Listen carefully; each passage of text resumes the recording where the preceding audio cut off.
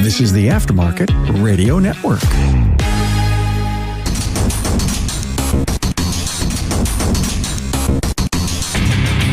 Welcome, everyone, to yet another episode of Diagnosing the Aftermarket A to Z. I'm Matt Fanslow, and your scientists were so preoccupied with whether they could, they didn't stop to think if they should. That and more after a word from our sponsor, NAPA Autotech Training. So, are you looking for the right training provider that offers cutting-edge courses to hone your automotive skills? Well, let NAPA Autotech take you to the next level. Go to napaautotech.com for more details about classes near you. Yeah, that's right. I just quoted Jurassic Park. Why? A few years ago, a friend of mine, Matt Skundrich, jokingly told me I should record an episode relating Jurassic Park to our profession, this industry. And I kind of thought about it a little bit, but I've been thinking about it some more. Granted, the new Jurassic World movie is out. I have not seen it yet, but I've heard really good things. I guess the relating it part could come off super convoluted, but I don't think so. I think we should have been paying attention. Granted, if you ask me, I probably would say we need to pay attention to a lot of things. And what we consume for entertainment is just one. And of course, for the purposes of this episode, that's going to be the focus. And I'm sure everybody knows the story of Jurassic Park, where we have figured out how to create dinosaurs by finding the blood encased in amber. Or basically, I should elaborate on that, is prehistoric mosquitoes preserved, encased in amber.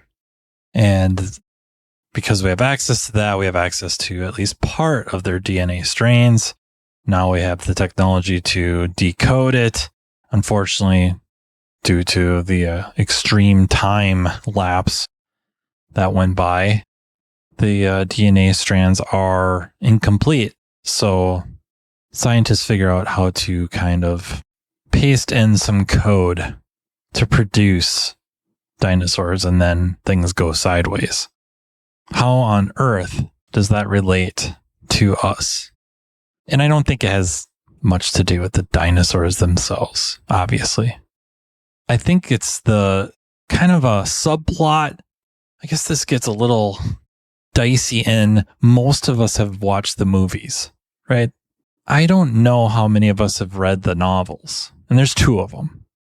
Of course, Jurassic Park, and then Lost World, written by Michael Crichton. A strong subplot in the novels, more so than even in the movies, is chaos. And Jeff Goldblum plays Ian Black, a chaotician, in the first movie, and I guess in the second, where he has a more prominent role. But in the novels, he is very prominent. He's kind of, I guess you would say, a main character. Not so much in the movies, save for the second one, of course. That's what I think is some of the stuff to pay attention to. Now, I think one misconception many have with chaos theory is that they think it's like the study of extremely complex systems or random disorder. That would be probably the textbook misconception about chaos theory.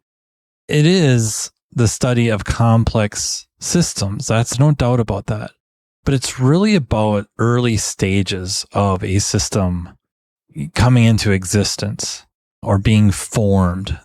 Again, I suppose if we're going to start using like textbook type terms, we're going to start saying like initial conditions.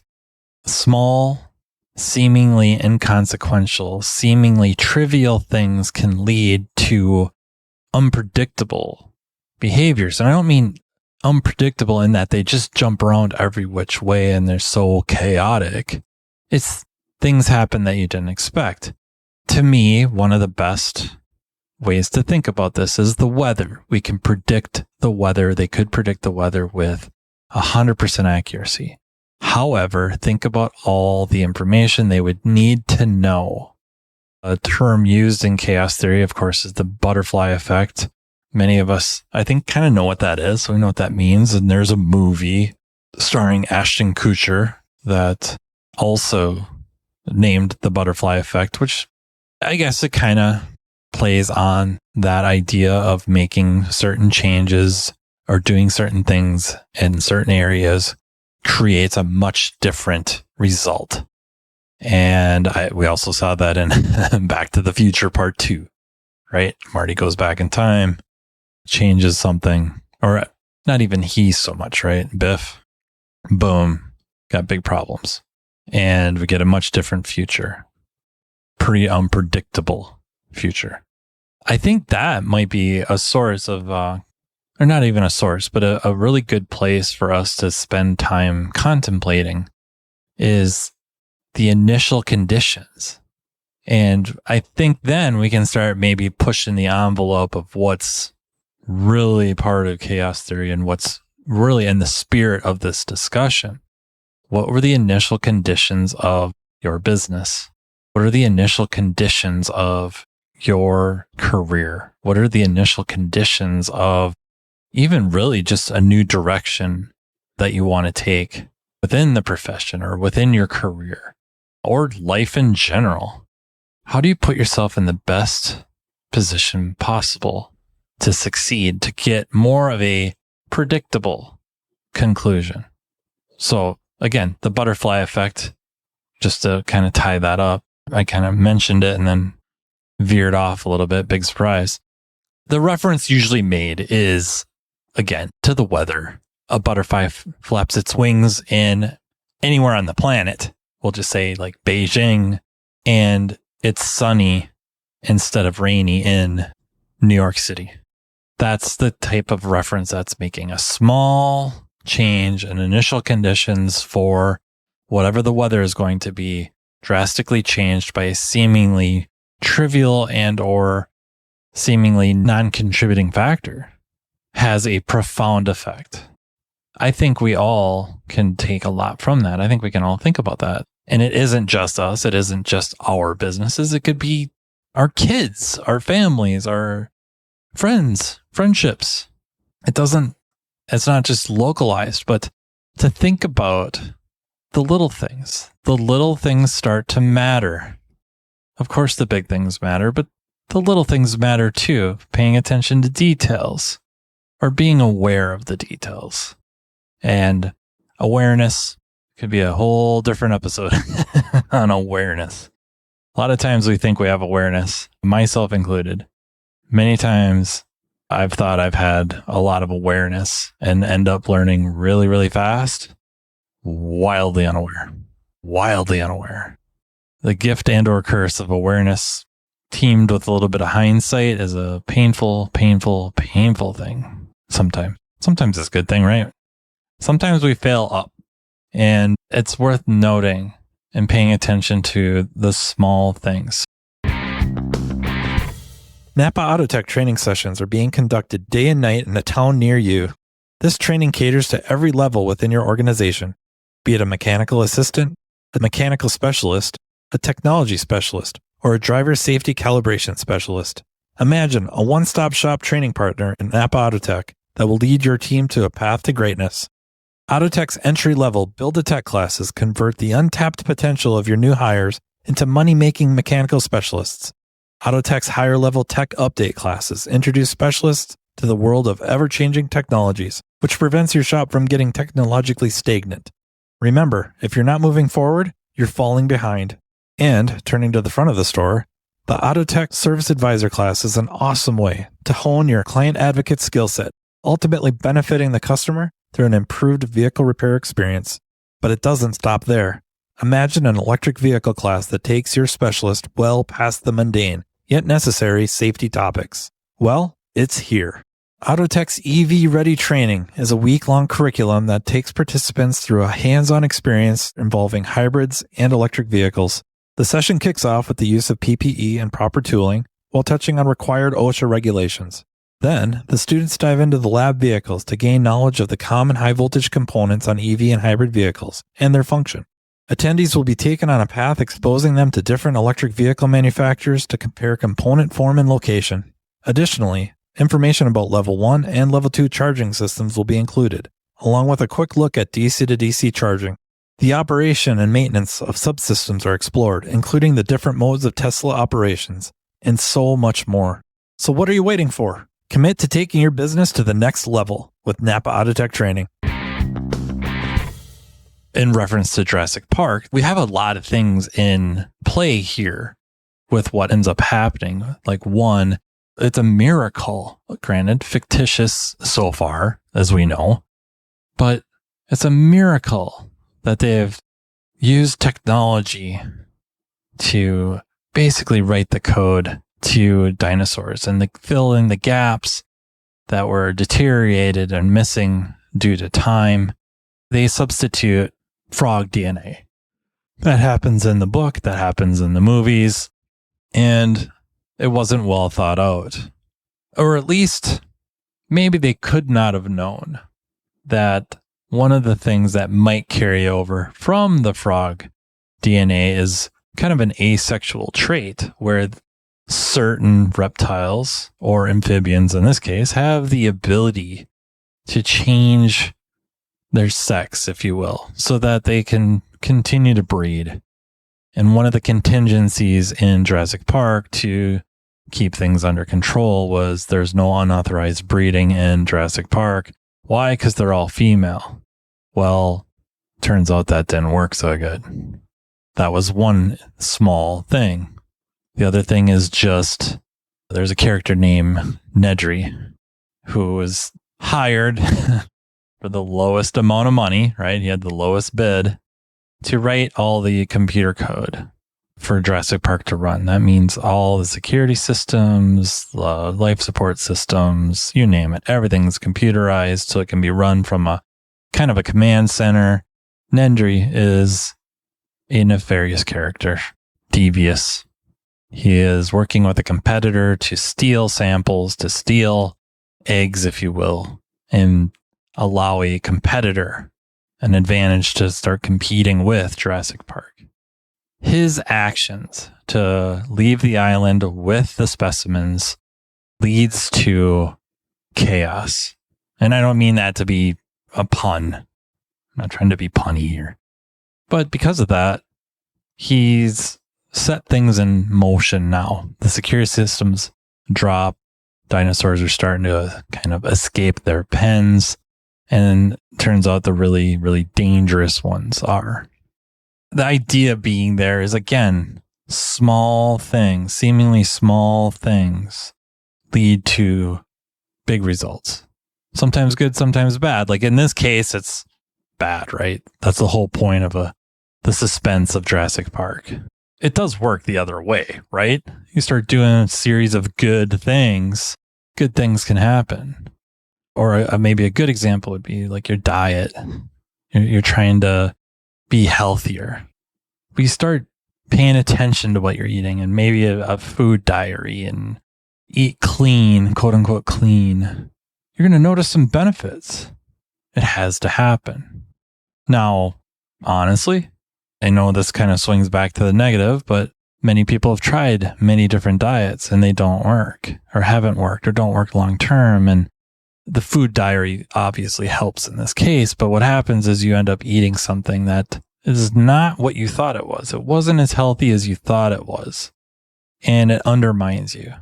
Again, decisions unseen, circumstances unseen, events, choices, not even that you didn't see that you were going to do them, but you didn't know enough about it, weren't aware to see what the repercussions were going to be. And the repercussions, again, sometimes we fail up where you accidentally make a decision or a choice that ends up working out really, really well for you, right? People win the lottery or hit the lottery ticket.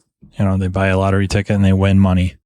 That was a choice, low probability of victory, but you had to buy the ticket to win, right? Had to happen. You can't win without buying it. So yeah, I think the real thing with the Jurassic Park series, but namely the first movie, is we have to be aware of the details. We have to pay attention. We have to educate ourselves. And there's a scene to the movie, and this also takes place in the novel, where Ian Malcolm, the scientist, the chaotician, is lighting up the board that's going to decide how Jurassic Park is going to work. And not just a board, but also some experts to maybe give it their stamp of approval and maybe become involved. And essentially calling out the scientists for standing on the shoulders of giants without studying the underlying theory. And this is something we see in our profession, I think, all the time. Front of house, back of house, everywhere. I know I've made many comments about this, where it seems like there's some sort of misunderstanding, some sort of logic that I think falls apart, where we think if we go try to learn the most difficult thing we can, if I go take this class that is obviously way over my head we'll just pick on using oscilloscopes, lab scopes, jumping right into it. And yet I don't really have a good grasp on just fundamental electricity and electronics. If I have no base fundamental idea of how this stuff works, that scope class gets really tough to keep up with. It's like we have this misconception that if I go learn how to do this really, really high-end stuff, this really, really advanced stuff, I will somehow immediately understand all the fundamentals. And I noticed, like, I say fundamentals rather than basic. They are not the same thing. Basic and fundamental are not the same thing. Basic implies easy. I think people use fundamental the same way they would use basic, but it's not the same. Fundamental has nothing to do with easy. Fundamental might be baseline. It might be the foundation to which your knowledge or whatever needs to be resting on. It's not necessarily easy, right? I mean, if we want to study like the fundamental forces of nature, well, there you go. Already it just got really complicated. Or strong and weak nuclear force, electromagnetic force, and then I don't know, gravity might not really fit, but we'll put gravity in there just for the sake of discussion. Really? The electromagnetic force, that's something easy? No, it ain't. I mean, that's quantum electrodynamics. It's quantum field theory. What's simple about that? Fundamental just means it's the foundation. If I don't have the foundation, I have really no business. And more of the advanced stuff, it doesn't work backwards. And what you find out is the more fundamentals you have a good grasp of, the less advanced the advanced stuff seems. You just see, it's easier to see how it exists or how people got there, how they came up with the idea or the test or how they were looking at the data to make this what was seemingly a creative leap. So yeah, fundamental is not easy. And yeah, we watched in these movies or read in the novel, and I would strongly suggest if you like reading, check those novels out, that you're skipping over the basics, really. Maybe another reference I think used in the novel, if I recall correctly, the martial arts, right? You can go and learn a lot of techniques that against somebody not educated in the fundamentals of fighting science makes you very dangerous. You can dish out a lot of damage, but you didn't take the time. You didn't go through the hoops and you just didn't take the path to get to the point where you have this knowledge. And because of all the time, because of, either the earning of belts or however that works, the progress, by the time you have mastered the techniques, you also have mastered yourself. You've also mastered the ability to walk away. Like you don't have the ego anymore. And I think that's what Jurassic Park does a really good job of showing us without showing us, that there is something to the journey to knowledge. There is something to the journey of enlightenment and going through that process, because you also learn and earn respect. You learn to respect the systems. You learn to respect others because of it, because you've been there, done that. You've gone through the struggle. And you also learn to appreciate the little things. So yeah, I mean, I think I've just started to talk myself into reading that novel again. Thanks a lot, Skundy. Or watching the movies. Might have to have a watch along. Peace. So yeah, I hope you got a kick out of that and see kind of what I'm thinking and where I'm going with that. I really, really appreciate everybody listening. Thank you again for the emails and the messages.